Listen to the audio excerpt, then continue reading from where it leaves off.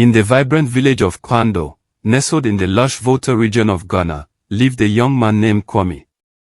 Known for his warm smile and generous spirit, Kwame was a pillar of the community. Despite losing his father years ago, he and his mother, Mama Akojua, faced life's challenges with resilience. Kwame's cheerful demeanor never wavered, and his culinary talents were the talk of the village. His hands crafted stews that made mouths water, and his quick feet moved gracefully during the Adzogbo dance at village festivals. His heart, however, was soft, trusting too easily, especially in his childhood friend, Adzo, who lived just a few compounds away. Kwame and Adzo were inseparable, having attended the same village school, shared meals under the shade of the neem tree, and even been scolded together for sneaking groundnuts into class. To the villagers, their bond seemed destined for marriage, not because Adzo ever promised it, but because their closeness felt like love to everyone, including Kwame. He would sit with Adzo under the stars, her laughter warming his heart, and he quietly believed she would one day be his wife. Every market day, Kwame visited Adzo's family, helping her mother grind maize, fetch water, or sweep the compound. Adzo's younger siblings called him our husband, and though Adzo never spoke of love, her small gestures, gifting him a woven bracelet or sharing her roasted yam, planted hope in Kwame's heart. He believed she was waiting for the right moment to confess her feelings. Not everyone shared Kwame's optimism. His friends, Kofi and Teta, grew concerned. One evening, as they sat by the village boho, they pulled him aside. "Kwame, this Adzo, are you sure she's serious?" Kofi asked. "Has she ever said she wants to be with you?" Teta added, "Women can waste your time, you know." Kwame laughed, brushing off their worries. "Adzo's not like that. She's just quiet about her feelings. You'll see." His friends exchanged pitying glances but said no more. Adzo's mother, Mama Esi, adored Kwame, often saying he was the son-in-law she dreamed of. Though her words were light, Kwame clung to them like a vow. He began turning down suitors, kind women from nearby villages who approached him with marriage proposals. "I'm not ready," he'd say, or "My mother needs me now." In truth, he was waiting for Adzo to speak the words his heart already heard. When Adzo secured a job as a seamstress in Accra, Kwame was overjoyed for her. "This is our chance to grow," he thought, though her departure left an ache in his chest. As she boarded the trotro, she hugged him tightly and said, "Look after Mama for me. I'll send something when I settle." Kwame nodded, his smile masking the pain of her absence. At first, Adzo called every weekend, asking about Mama Esi and the village. Kwame shared stories, how the price of palm oil had spiked, how the chief's goat had wandered into the church. She laughed, telling him about city life, and for a moment, they felt close again. But the calls dwindled. The airtime gift stopped, and her messages became rare, arriving only occasionally on Sundays. Kofi and Teta urged him to move on, but Kwame held firm. "She's busy, but she'll come back. You don't know Adzo like I do." While waiting, Kwame cooked for every village event.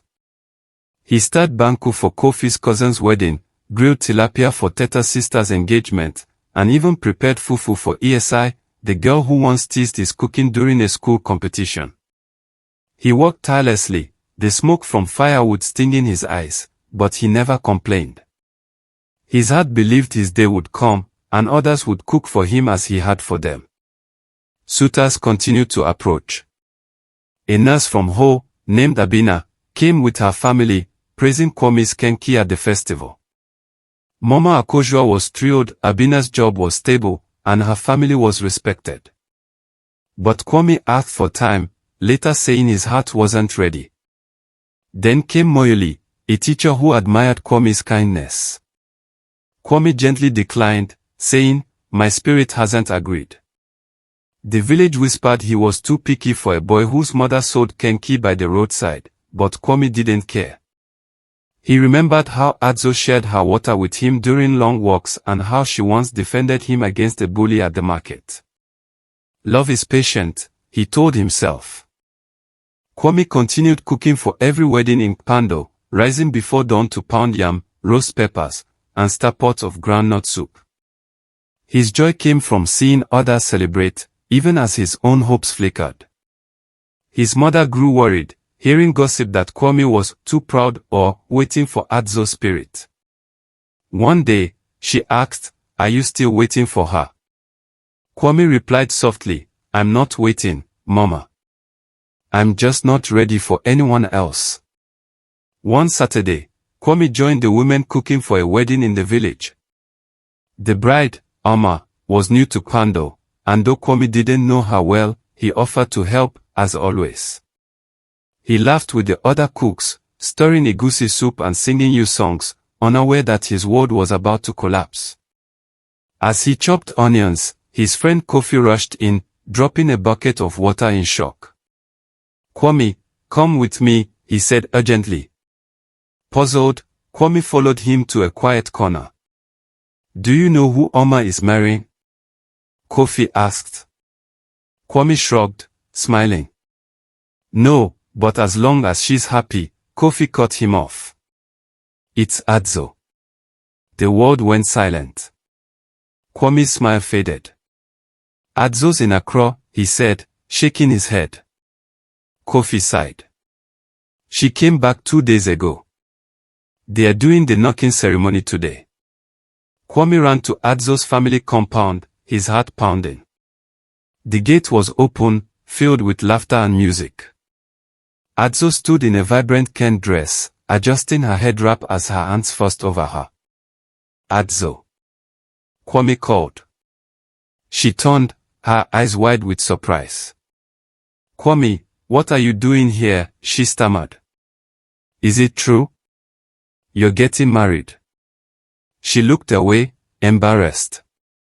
"I didn't know you'd be here." His knees buckled, and he collapsed, the world fading to black. Kwame woke in his mother's house, his head throbbing. His mother sat beside him, praying softly. Without a word, he rose and walked barefoot back to the wedding compound, his mind a haze. The women were still cooking, the air thick with the scent of palm nut soup. Kwame walked to the pot, his face blank, and kicked it over. Hot soup spilled onto the ground. The women screamed. He grabbed a handful of sand and tossed it into the fufu basin. "He's gone mad," someone shouted. Adzo ran out, her eyes wide. "Kwame, what are you doing?" He didn't answer. The youths grabbed him gently, leading him away as the crowd whispered, "Poor boy.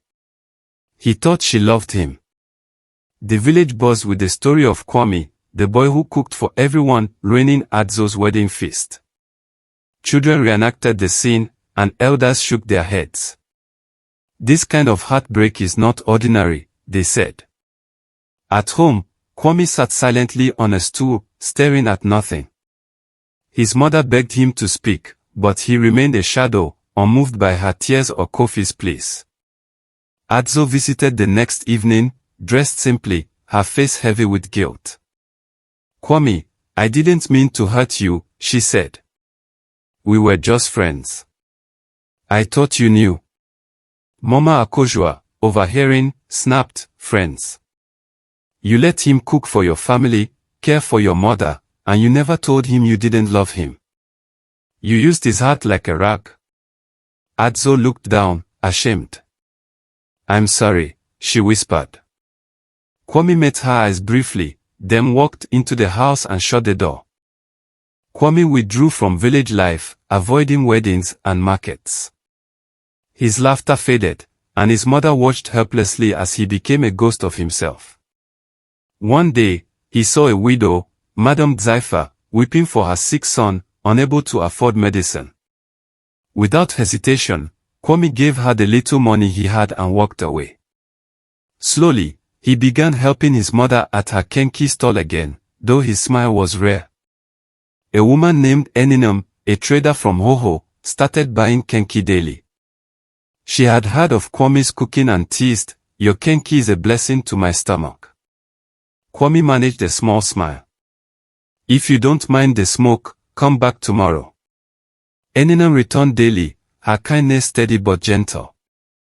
She didn't push, but her presence warmed Kwame's guarded heart. Meanwhile, in Accra, Adzo's marriage to her new husband, Sena, unraveled. She refused to cook or clean, complaining about the small flat and Sena's long hours. He tried to reason with her, but her endless demands, new dresses, trips to the mall, drained him. Sena began cooking fufu himself, his hands stained with palm oil, and wondered if he'd mistaken infatuation for love. He remembered Kwame's gentle care, how he'd served food with joy, and shame crept in. Months later, Sena visited Kwando unannounced. He saw Kwame at his mother's store, laughing with Eninam as she teased him about his pepper sauce. Kwame looked alive again, his eyes bright. Sena approached hesitantly. "You look well," he said. Kwame nodded. "We thank God for Eninam." Sena swallowed hard. "I'm sorry, Kwame. I didn't know you were waiting." Kwame looked at him steadily. "I forgive you. It doesn't matter anymore." He turned back to his kenki, his heart lighter. A year later, Pando buzzed with excitement for Kwame's wedding to Eninam. The boy who once poured soup on the ground now stood tall in Kent, his smile radiant. Eninam saw him not as a convenience but as a partner, her actions proving her love. That evening, as they settled into their new home in Hoho, Eninam handed Kwame a plate of roasted plantain. "I used to cook for everyone," Kwame said softly. "But no one fed me." Eninam smiled, handing him a bottle of Sobolo. "Let me be the first." In Accra, Adzo scrolled through her phone, complaining about Sena's cooking, while he stirred a pot of okra soup, the smoke stinging his eyes. The spoon in his hand felt heavy, a reminder of the heart he'd overlooked, now shining brightly elsewhere.